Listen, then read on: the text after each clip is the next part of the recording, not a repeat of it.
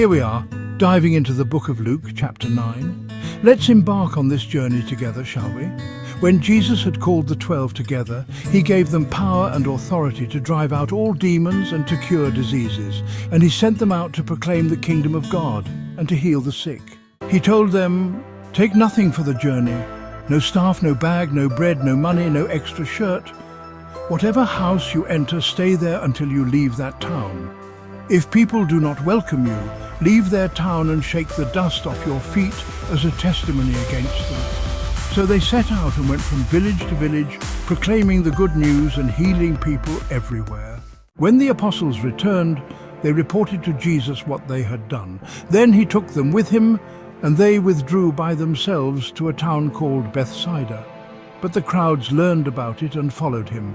He welcomed them and spoke to them about the kingdom of God and healed those who needed healing.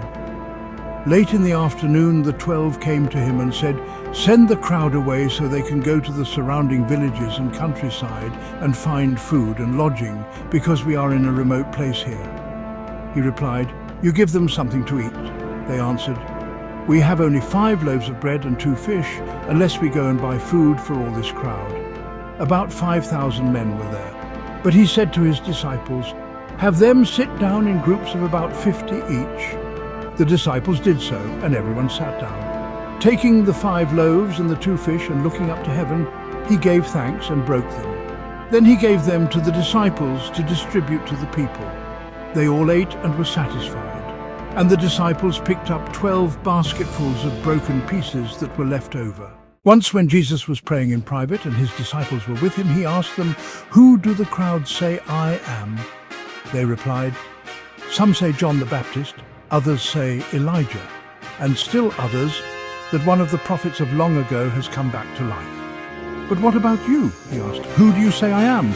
Peter answered, "God's Messiah." In this pivotal moment, Jesus began to prepare his disciples for what was to come. He told them, "The Son of Man must suffer many things and be rejected by the elders, the chief priests, and the teachers of the law. And he must be killed, and on the 3rd day be raised to life." The gravity of his words weighed heavily on their hearts, yet they struggled to fully grasp the meaning of his prophecy. And well, after about 8 days, Jesus took Peter, John, and James with him and went up onto a mountain to pray. As he was praying, the appearance of his face changed, and his clothes became as bright as a flash of lightning. 2 men, Moses and Elijah, appeared in glorious splendor, talking with Jesus. They spoke about his departure, which he was about to bring to fulfillment at Jerusalem. Peter and his companions were very sleepy, but when they became fully awake, they saw his glory and the 2 men standing with him. And as the men were leaving Jesus, Peter said to him, "Master, it is good for us to be here. Let us put up 3 shelters, one for you, one for Moses, and one for Elijah." He did not know what he was saying. While he was speaking, a cloud appeared and covered them, and they were afraid as they entered the cloud. A voice came from the cloud saying, "This is my son whom I have chosen. Listen to him."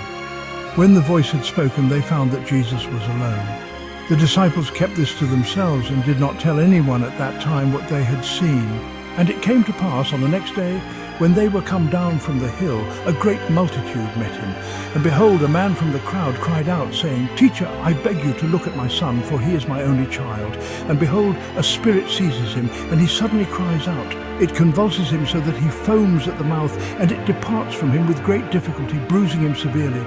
And Jesus answered and said, "O faithless and perverse generation, how long shall I be with you and bear with you? Bring your son here." And as he was still coming, the demon threw him down and convulsed him. Then Jesus rebuked the unclean spirit, healed the child, and gave him back to his father, and they were all amazed at the mighty power of God. But while everyone marveled at all the things which Jesus did, he said to his disciples, "Let these words sink down into your ears, for the Son of Man is about to be betrayed into the hands of men." But they did not understand this saying, and it was hidden from them, so that they did not perceive it. And they were afraid to ask him about this saying. Now it came to pass, when the time had come for him to be received up, that he steadfastly set his face to go to Jerusalem, and sent messengers before his face. And as they went, they entered a village of the Samaritans to prepare for him. But they did not receive him, because his face was set for the journey to Jerusalem.